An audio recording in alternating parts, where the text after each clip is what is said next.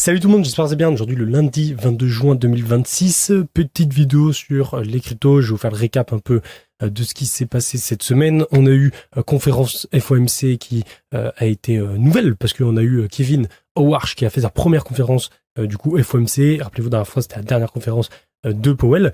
Donc il y a pas mal de choses intéressantes qui en sortent par rapport à cette conférence. On n'a pas eu d'explosion des marchés comme certains l'attendaient par rapport au fait que voilà c'était un des petits soldats de Trump et que les gens pensaient que ça allait tout exploser. Vous allez voir que c'est beaucoup plus modéré que ça. Et surtout, vous allez voir que cette conférence a amené un dollar qui pump. Et rappelez-vous, quand on a un dollar qui pump, on a souvent un BTC qui dump.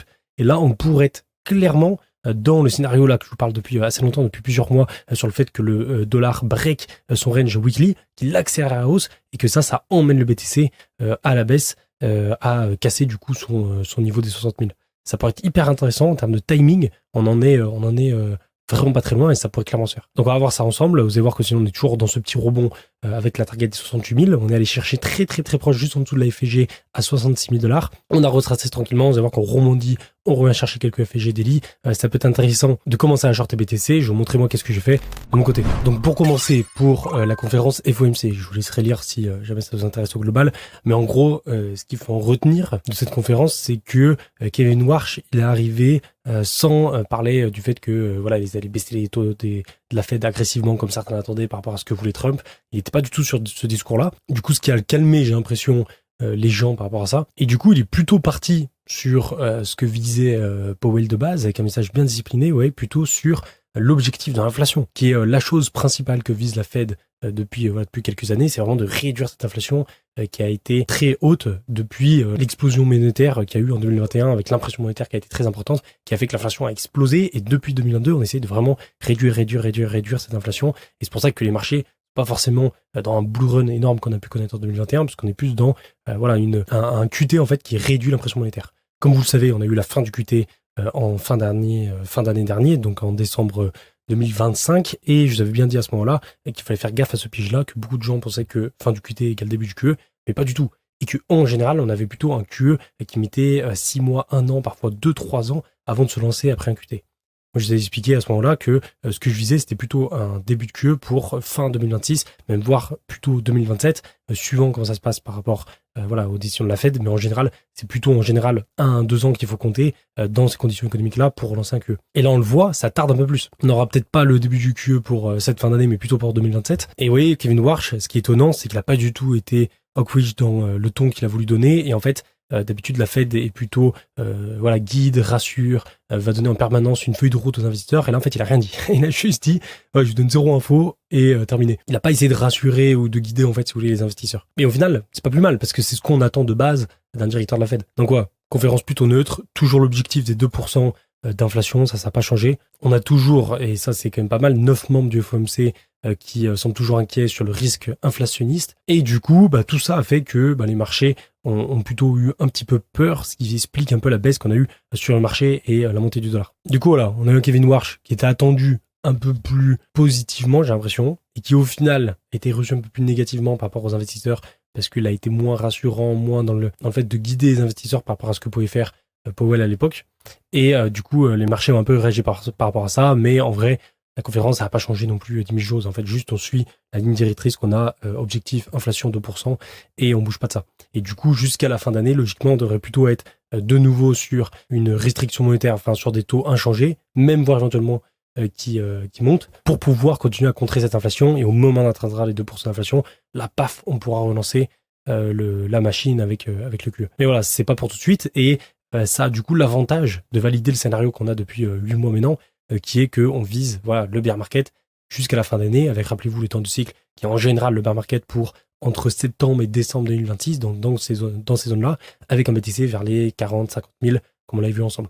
Et en fait, avec ce discours-là de la Fed, ça coïnciderait plutôt bien d'avoir un bottom vers ces zones-là, avec ces prix-là sur BTC. Du coup, on a eu un dollar, ça, qui a commencé à bien remonter. On le voit en weekly, là. Alors là, c'est le gros range qu'on a, rappelez-vous, en weekly sur le dollar. Et à chaque fois, on vient le taper le haut du range. Et là, une énième fois, on revient sur ce haut du range. Et ça va être hyper important de surveiller si ou pas on va se faire de nouveau rejeter et continuer le range, ou si on va pouvoir passer au-dessus. Et là, si on passe au-dessus, on accélère à la hausse, vu qu'on casse le range et qu'on a une figure qui est plutôt bullish quand même, on a plutôt l'impression de poser un bottom. Et si on a un dollar qui accélère à la hausse, on aura forcément un BTC qui va descendre, qui va chuter. Ça va avec. C'est la correction la plus forte qu'on peut avoir entre le dollar et le BTC. Et regardez ça, quand on regarde TradingView, on voit que la plus haute clôture weekly, c'est celle-là. Et regardez ça, c'est assez ouf.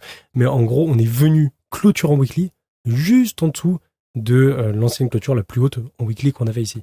Donc on n'en est pas loin, mais c'est pas encore gagné. C'est-à-dire que là, si cette semaine, on ne fait pas une grosse bougie pleine qui est clôture ici, on n'aura pas la cassure de ce range. Et en gros, on peut très bien réintégrer, juste faire une mèche comme on l'a fait ici. Et au final, ce sera, voilà, encore une fois, un énième test de ce range et on va se faire rejeter ici jusqu'à là pour essayer de le retenter plus tard.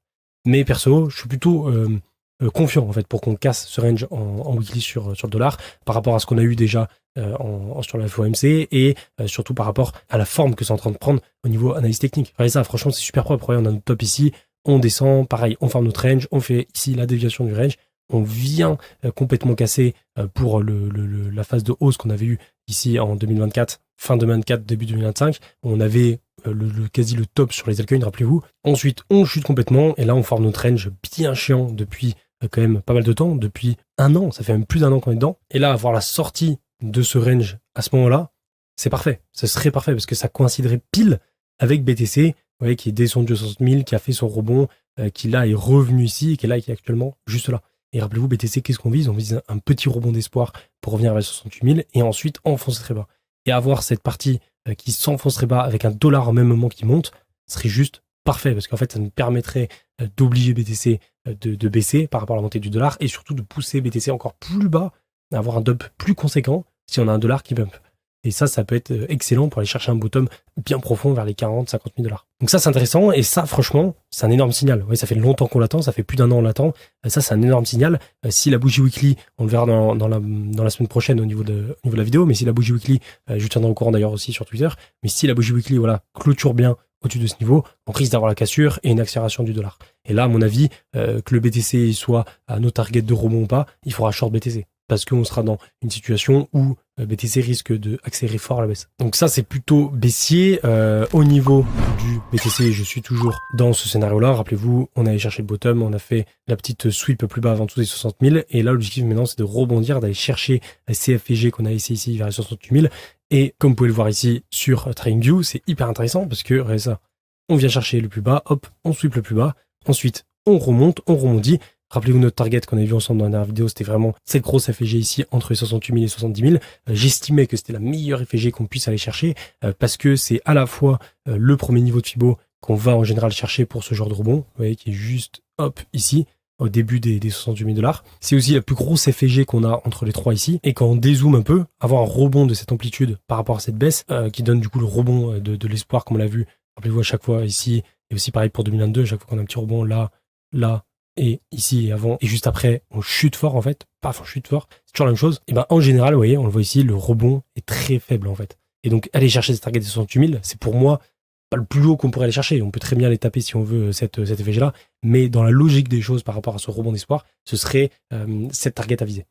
Après, le piège qu'il peut avoir aussi, c'est de ne pas aller chercher cette FG et qu'on ait le top ici.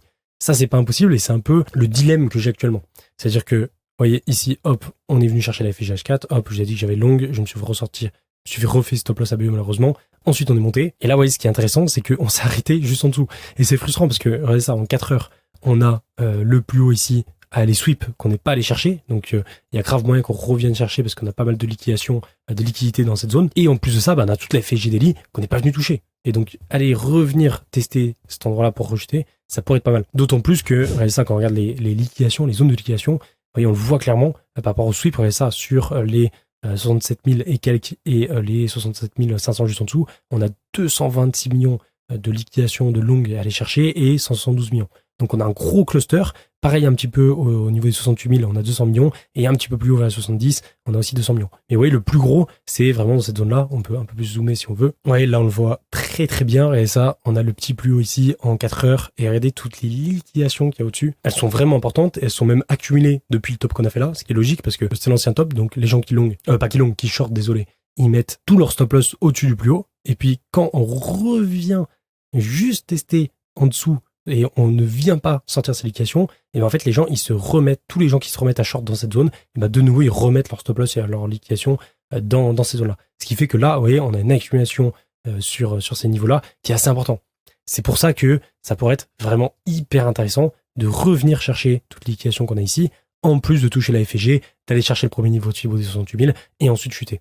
Donc ouais, moi personnellement, c'est ce que j'attends. Après, comme d'hab, rappelez-vous, sur les 63 500 $, je me suis fait avoir parce que j'attendais le moment parfait. Les 83 500 $, désolé, qui étaient sur ce niveau-là. Ouais, juste ici, à 83 500, on avait pas mal de liquidations, on avait pas mal de choses qui nous montraient qu'on pouvait aller chercher ce niveau avant de plonger. Et du coup, j'attendais ce niveau pour short. Et finalement, vous voyez, on s'arrêtait juste avant à 82 000. Et donc là, pareil, attention au piège. Ça se trouve, on attend tout ce niveau-là de 68 000 pour short.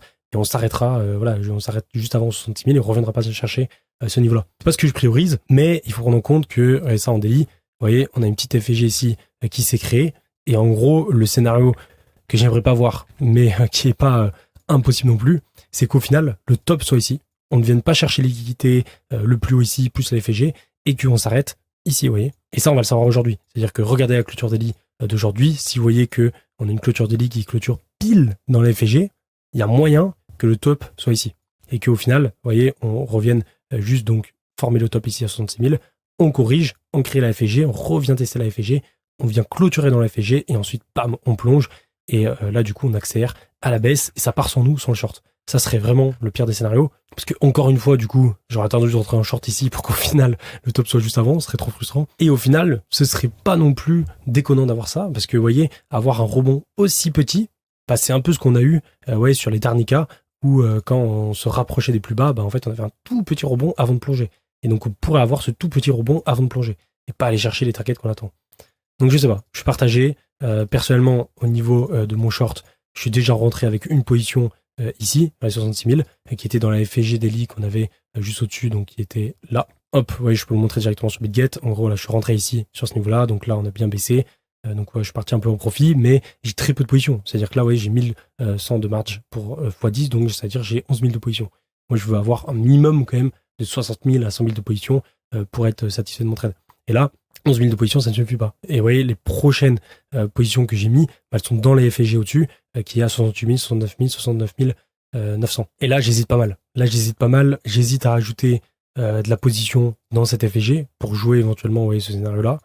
Ou j'hésite à de nouveau attendre qu'on aille chercher le plus haut ici, et là ajouter beaucoup de positions dans cette zone, donc en plus de mes 3 positions, ajouter en plus dans cette zone, parce que je pense que là on pourrait clairement avoir notre top avant de chuter. À voir, je pense que de toute façon je vous tiendrai au courant sur Twitter de ce que je fais, et je pense que je vais aussi attendre la clôture daily de ce soir. Si je vois qu'on a une clôture daily qui est pile dans la FG comme on l'a actuellement, ça pourrait être intéressant d'ajouter un peu de position. Si je vois qu'on a une clôture daily qui est au-dessus de la FG, qu'on invalide la FG, je laisserai, je pense, aller chercher ces niveaux-là pour me repositionner en short. Donc voilà ce qu'on a sur BTC. Dans tous les cas, mon scénario global reste sur le fait qu'on est en tendance baissière et qu'on est toujours dans le top de BTC ici, en bear market avec rebond, baisse, ensuite rebond et éventuellement bottom dans cette zone pour ensuite repartir. Le truc, là où j'ai trop le seum, c'est que j'ai pas pu prendre le short ici à ici. Donc ça, c'est dommage, mais par contre, je compte bien de nouveau le prendre là, jusqu'à là, même voir plus bas vers les 40 000, ça pourrait être hyper intéressant. Et après, petit à petit, construire un long pour la prochaine hausse qu'on aura. Mais ça, à mon avis, sera pour la fin d'année.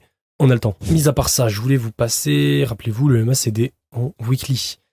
Parce que, de nouveau, regardez ça, le MACD, il vient de croiser sur la bougie weekly d'aujourd'hui. Et ça, c'est intéressant parce que comme on l'avait vu à chaque fois, en gros, souvent, vous voyez, on a nos bougies rouges qui accélèrent et dès qu'on passe en bougie blanche, rappelez-vous, c'est souvent le bottom, comme ici.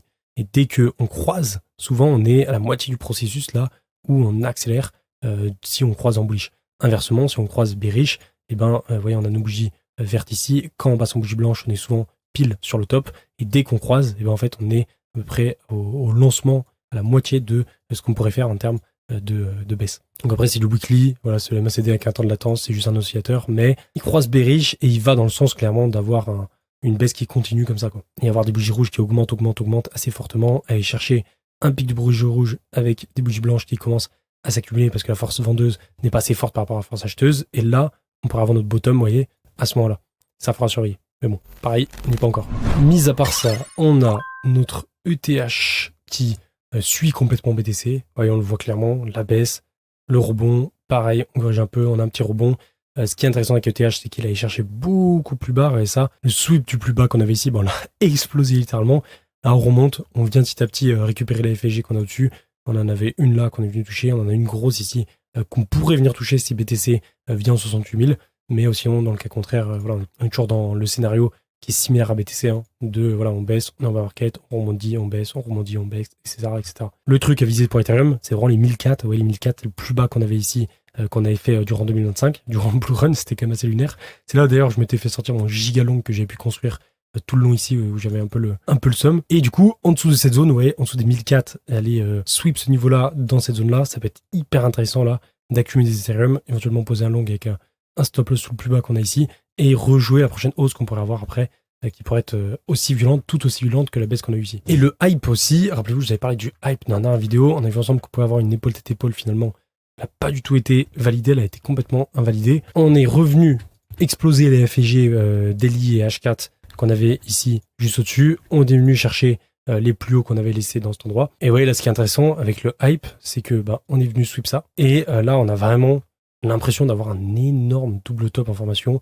Bon, c'est pas encore le cas parce qu'en fait, pour ça, il faudrait qu'on vienne chercher ce niveau-là et casser ce niveau-là pour valider ça.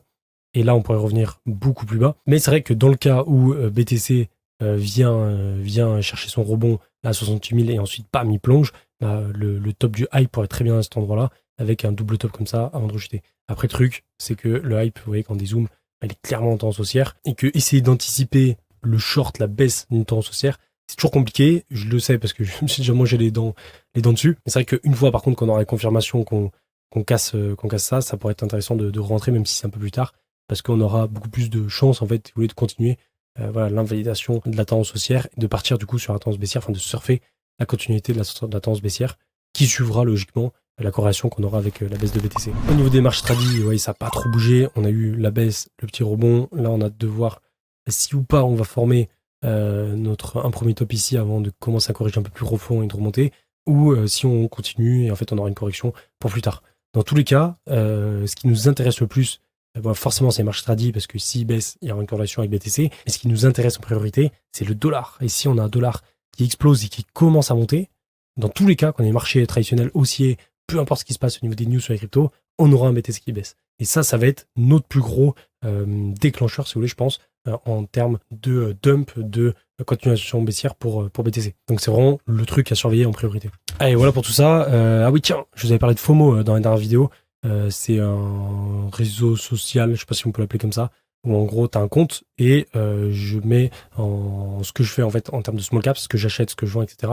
Et du coup, vous pouvez suivre en temps réel qu'est-ce que j'achète, qu'est-ce que je vends sur les small caps. Donc je trouve ça trop cool parce que du coup, vous pouvez suivre mon portefeuille, mon wallet en temps réel, en toute transparence, et moi je peux directement acheter n'importe quel token dessus, donc c'est assez pratique. Après, le truc que j'ai expliqué, c'est que là j'étais pas du tout dans l'optique d'accumuler des small caps, parce que comme vous le savez, j'ai un billet qui est plutôt baissier sur BTC, et du coup je vois pas l'intérêt en fait d'acheter des small caps si on a un Bitcoin qui baisse et un marché des cryptos sans trop de liquidité. Mais on peut quand même avoir des surprises. Vous voyez, j'avais vu par exemple Cloud, j'avais parlé de Cloud sur lequel j'étais rentré, qui avait quand même bien performé, sur lequel on était dessus à 500 000 de market cap, puis on est monté à 2 millions, même 4 millions plus haut.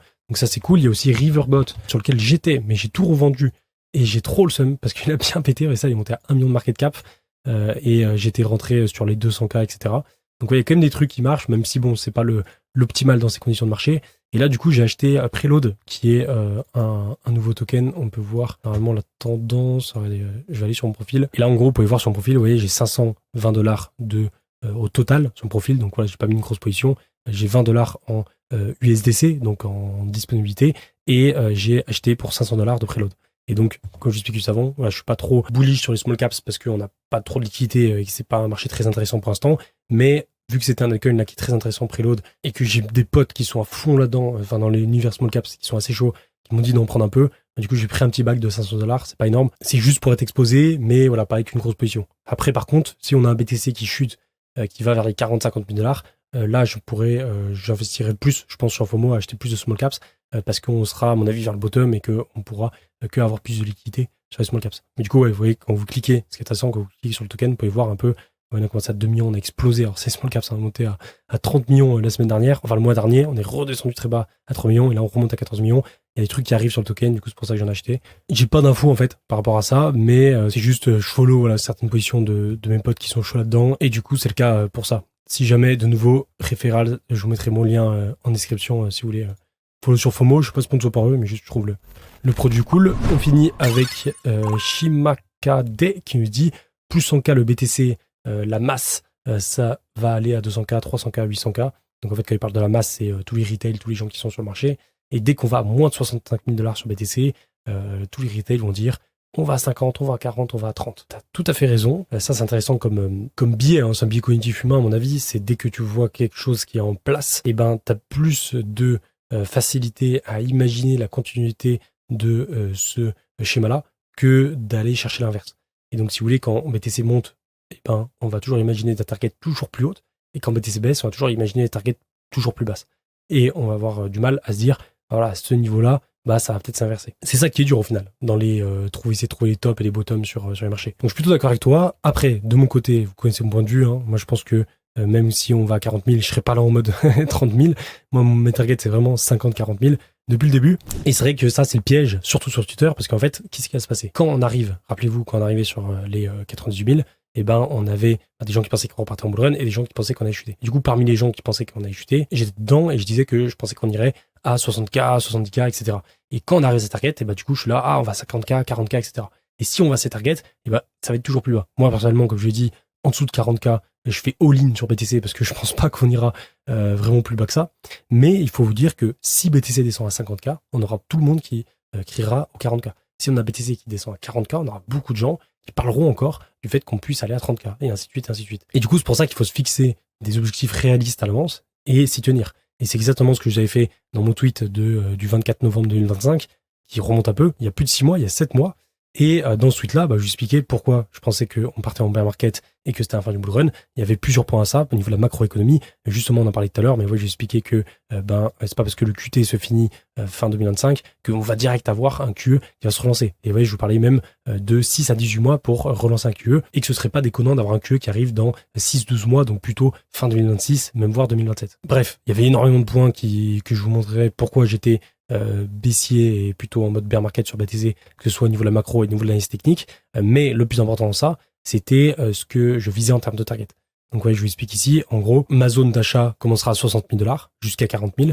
Et tout ce qu'il y a en dessous de 40 000, ce sera pour moi la zone de bottom à acheter à fond en fait. C'est historiquement là où on fait nos bottoms en dessous des derniers niveaux de Fibo. Et comme on le voit au niveau de mon graphe, en fait, tout simplement, on était ici, hop, on visait, rappelez-vous, le dedicated bonds à 88 000, on chute, on vient chercher un petit bottom à 60 000, on remonte. Et après, l'objectif, c'est d'enfoncer tout ça plus bas, entre les 50 000 et 40 000. Et après, dans l'idéal, comme je vous le montrais, hop, ici, vous voyez, on a donc ici notre baisse avec notre top à 98 000 avec le dedicated bonds, et ensuite la chute, et vous voyez, le niveau de Fibo idéal, c'était entre les 40 et 60 000, enfin les 55 000 plutôt, qui est entre les 0,78 et 0,586.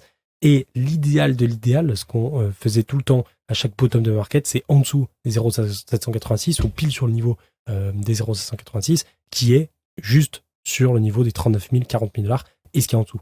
C'est pour ça que, personnellement, je suis d'accord avec ce que tu as dit dans ton commentaire du jour, que quand on sera à 60, les gens disent 50, quand on est à 50, les gens disent 40. Moi, personnellement, je vous le dis, si on descend vers les 50 000, je vais être très acheteur sur BTC. Mais si on descend à 40 000, je vais être all-in sur BTC. Et pour moi, si on va à 40 000, on n'ira pas plus bas à 30 000. À mon avis, le bottom, il sera dans cette zone-là. À part, bien sûr, si on a un effondrement là de la civilisation, j'en sais rien ce qu'on pourrait avoir, un effondrement économique. Mais même si on a un gros signe noir, style FTX, comme on a vu en 2022, je vois pas le BTC aller chercher 30 000 $. Donc voilà, et en plus, ce qui est cool, là, c'est que si on a une montée du dollar, on aura une descente de BTC, et on pourra caler ça parfaitement avec la fin d'année, avec les cycles de bottom dans ces zones-là, avec le dollar qui monte, avec l'inflation qui tend vers 2%, et une fois qu'on aura rempli tout ça, la fin de l'année, le dollar qui aura bien monté, la target des 40 000, plus l'inflation à 2%, et là, on pourra relancer la machine avec beaucoup plus de news positives qui arrivera d'un seul coup, comme à chaque fois, et surtout un QE qui arrivera petit à petit. Et même si ça paraît très très loin, rappelez-vous, c'est toujours pareil, les phases de marché, c'est quand tout va mal, mais dès qu'il y a une petite lueur d'espoir, souvent ça se retourne en très peu de temps. Ça veut dire que là, il y a des prévisions qui sont vraiment mauvaises jusqu'à la fin d'année. Ça risque d'être le cas. Et dès qu'on va arriver à la fin d'année, on aura passé le plus mal, en fait. On aura passé le plus gros, le plus dur. Et du coup, quand on va commencer à passer ce plus dur et aller vers quelque chose de un petit peu mieux, et là, en fait, ça va très vite se retourner ça va beaucoup mieux. Et c'est souvent ça, en fait, qu'on a sur le marché. C'est pour ça qu'on a ces phases de hausse, de baisse constamment, quoi. Enfin bref, voilà pour tout ça. Je vous laisse là-dessus pour aujourd'hui. N'hésitez pas encore une fois à passer en inscription. Vous avez Swissborg pour poser vos ordres. C'est hyper intéressant là pour le bottom du bear market. Si vous voulez le choper, je vous conseille d'aller dessus et de vous inscrire. Vous avez un ticket qui est offert de 1 à 100 € à gratter. Et je vous mettrai aussi le lien FOMO si vous voulez me suivre par rapport à mes positions small caps. Même s'il n'y aura pas grand chose, au moins ce sera fait. Je vous laisse là-dessus pour aujourd'hui. Moi je vous dis à plus. Ciao!